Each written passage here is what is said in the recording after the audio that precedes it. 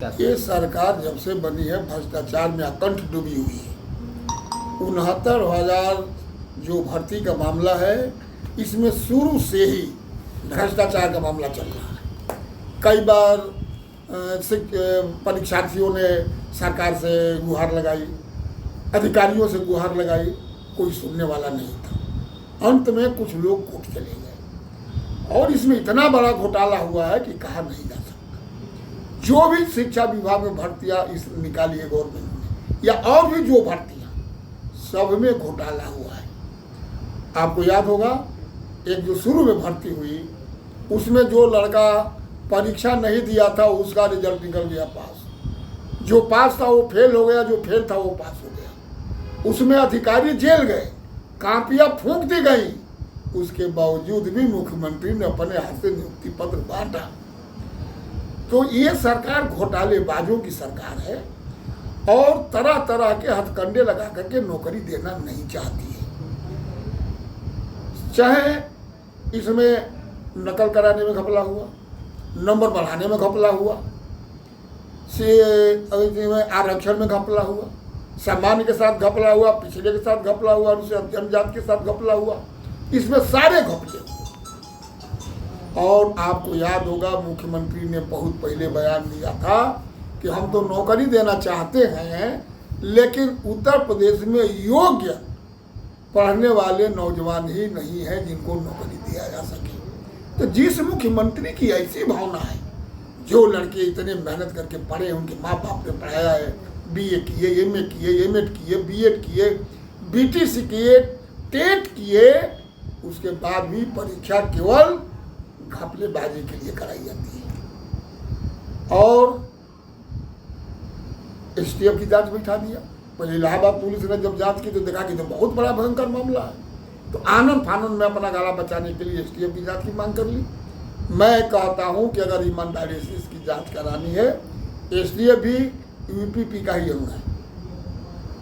आज भाजपा की नेता ने कहा है कि CBI से जांच हो, लेकिन CBI न STF, इसकी जांच हाई कोर्ट के वर्तमान जज के अध्यक्षता में आयोग बनवा करके जांच इसकी भी कराई जाए। जितनी भी नियुक्तियां शिक्षा विभाग में जितनी रुकी हुई है उनकी कराई जाए। चयन आयोग जो बना, आज तक भी कोई भर्ती नहीं कर पाया। जो परीक्षा हुआ इस सरकार में, उसके पेपर आउट सरकार के द्वारा कराया गया और उसको असफल कर दिया गया। ये सरकार किसी को नौकरी देना नहीं चाहती है। 69,000 वाले में भी भाजपा के ही लोगों ने नकल भी कराया है, नंबर भी बढ़वाया है। जो आदमी बढ़वाए वो जेल भी काट चुका है, फिर बाहर आ गया है, और इस तरह की बात लोग करते हैं। एक बात मैं देख रहा था कि माननीय शिक्षा मंत्री जी ने कहा कि पिछली सरकारों में जो सहायता प्राप्त स्कूलों में भर्ती हुआ, उसमें मैंने इतना लोगों को माननीय मंत्री जी को यह बात होना चाहिए कि सहायता प्राप्त एडेड जो स्कूल है, उसमें नियुक्तियों में सरकार का कोई हाथ नहीं होता है। उसमें प्रबंध समिति के लोग नियुक्ति करते हैं, तो उसमें सरकार का कोई मतलब नहीं। ये सरकार आकंठ भ्रष्टाचार में डूबी हुई है। भारतीय जनता पार्टी के लोग हर परीक्षाओं में धांधली कर रहे हैं, पेपर आउट करा रहे हैं, नकल करा रहे हैं, नंबर बढ़वा रहे हैं। इसलिए इस सारे प्रकरण की जांच हाईकोर्ट के वर्तमान जज के अध्यक्षता में एक आयोग बना करके इसकी जांच कराई है। उत्तर प्रदेश की योगी सरकार भ्रष्टाचार के प्रति जीरो टॉलरेंस की नीति पर काम कर रही है। हमारे सामने, हमारी सरकार में कभी भी, जब भी योगी सरकार के सामने किसी भी क्षेत्र में, किसी भी मुद्दे पर कोई भ्रष्टाचार की शिकायत आई, तो सरकार ने ऐसे किसी विषय को दबाने छिपाने की कोशिश नहीं की। तुरंत ही सक्षम अधिकारियों को ऐसे मामलों की जांच सौंपी जाती है और उस जांच के परिणाम के आधार पर दोषी व्यक्तियों के खिलाफ कार्रवाई की जाती है। पिछले सरकारों के समय में जो हमारे उच्च प्राथमिक जो विद्यालयों में नियुक्तियां हुई थी, योगी सरकार के आते ही माननीय मुख्यमंत्री जी के संज्ञान में यह विषय आया कि कुछ संख्या में फर्जी शिक्षकों की नियुक्तियां हुई हैं। तुरंत ही ऐसे शिक्षकों की जांच करने और उनको बाहर करने के लिए माननीय मुख्यमंत्री जी के आदेशानुसार SIT को और STF को अलग अलग मामलों की जांच सौंपी गई। वहां की एक अध्यापिका अनामिका शुक्ला, आरोप यह है कि ये 25 अन्य कुल मिलाकर के 25 कस्तूरबा गांधी बालिका विद्यालयों में कार्यरत हैं और 1 करोड़ से अधिक का भुगतान हुआ है। इस संदर्भ में आपको मैं बताना चाह रहा हूं कि हमने प्रेरणा डिजिटल फ्रेमवर्क बेसिक शिक्षा विभाग में पिछले कई महीनों से लागू किया है, जिसके माध्यम से मानव संपदा पोर्टल हमारा है। उस पोर्टल के माध्यम से हम अपने विभाग में कार्यरत सभी शिक्षकों का पूरा डेटाबेस तैयार कर रहे हैं। हर आदमी का पूरा डिटेल उसमें है। शुरू में ये जो हमारे प्राइमरी और अपर प्राइमरी थे, प्राथमिक और उच्च प्राथमिक, उसमें ये लागू था, लेकिन बाद में 11 फरवरी के एक आदेश के अंतर्गत हम लोगों ने इस फ्रेमवर्क को प्रेरणा तकनीकी फ्रेमवर्क के नाम से जाना जाता है, कस्तूरबा गांधी बालिका विद्यालयों में भी लागू किया है। और उस लागू होने के बाद मार्च से वहां भी जो डेटा फीडिंग की प्रक्रिया शुरू हुई, अब उसमें एक सिस्टम है कि अगर कोई भी सेम डिटेल दूसरी जगह फीड किया जाएगा तो वो हमारा सिस्टम हमको अलर्ट करेगा। और उस फ्रेमवर्क के इस्तेमाल के कारण ये मामला पकड़ में आया है।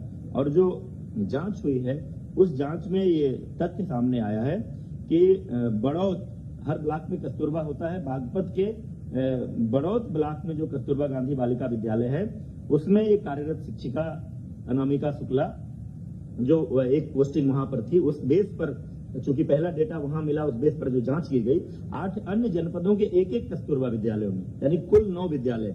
ये जनपद है वाराणसी, अलीगढ़, कासगंज, अमेठी, रायबरेली, प्रयागराज, सहारनपुर तथा अंबेडकर नगर में पूर्णकालिक विज्ञान शिक्षकों की नियुक्ति हुई है।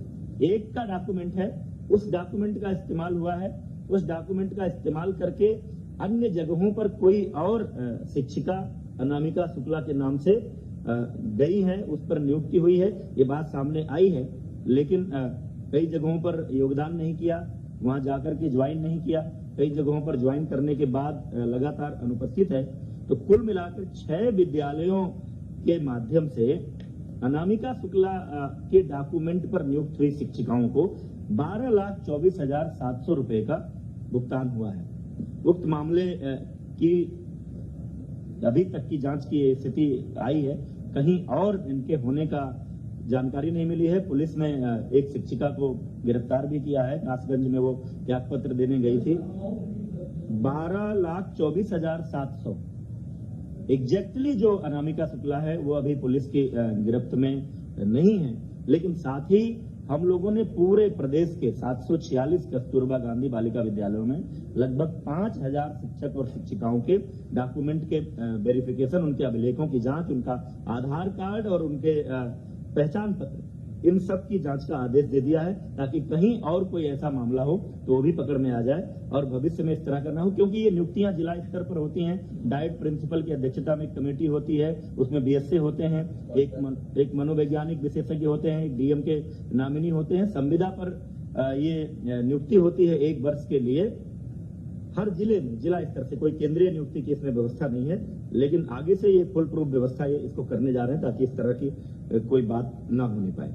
और आप हमसे जुड़े रहने के लिए सब्सक्राइब करें YouTube पर, फॉलो करें Twitter पर और लाइक करें Facebook पर। और ज्यादा जानकारी के लिए न्यूज नशा की वेबसाइट पर जाएं। आपको टाइप करना होगा सिर्फ न्यूज नशा।